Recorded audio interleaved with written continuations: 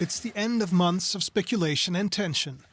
Secretary of State Mike Pompeo has officially signaled that the arms control treaty, which has helped keep Europeans safe, could soon end. If Russia does not return to full and verifiable compliance with the treaty within this 6-month period, by verifiably destroying its INF violating missiles, their launchers, and associated equipment, the treaty will terminate. This is the weapon that the U.S. is talking about. The Russian-built SSC-8, a missile system Washington and many experts believe has a range of more than 500 kilometers, which would mean it's a violation of the INF treaty. But the Kremlin says it never intended to violate the agreement. A Russian foreign ministry spokesperson says the U.S. ultimatum is part of a strategy to dodge its international legal obligations. For many European countries, the end of the INF treaty brings back memories of the Cold War, and it stokes fears of a new arms race. German Chancellor Angela Merkel called on both sides to continue talks. For us, it's clear that Russia has violated the treaty, and that's why we must talk to Russia. On behalf of Germany, Foreign Minister Heiko Maas and myself will do everything to make talks possible again in the next 6 months. The agreement between the US and the former Soviet Union banned all land-based nuclear missiles with a range between 500 and 5,500 kilometers. It marked an end to decades of nuclear instability during the Cold War. Experts now fear the end of the INF treaty could not only further damage the transatlantic relationship, but also threaten the future of other arms control agreements. DW's Washington Bureau Chief Alexander von Namen told us what is likely to happen next with the INF treaty between the U.S. and Russia. Secretary Pompeo's announcement starts a 6-month clock that Trump administration officials believe will end with a full American withdrawal from the treaty. Beginning on Saturday, the U.S. would be free to start testing and deploying its own weapons. It's not clear if this will happen, but experts here fear that this is just an opening shot in a new global arms race.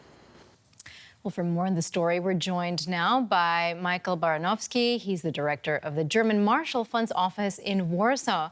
Michael, thanks so much for being with us.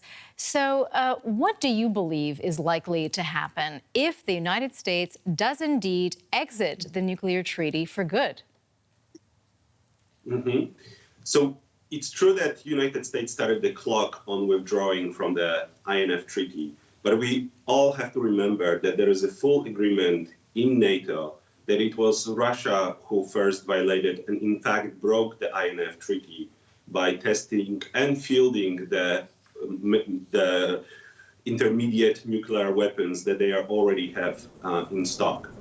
So we are talking about 3 to 4 battalions of the forbidden missiles that Russia has already fielded, and as we could hear, Chancellor Merkel is in full agreement with this. So U.S. is withdrawing now, but it's Russia that broke the treaty.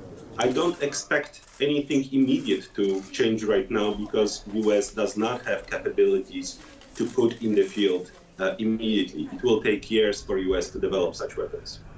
All right, so you say that NATO has pointed the finger at Russia, blaming it for violating the treaty.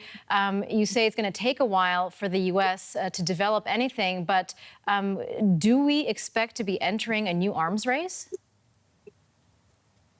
Not immediately. Not immediately on the Western side. It would be, we would kid ourselves. We would be lying to ourselves if we thought that we are not in an arms race.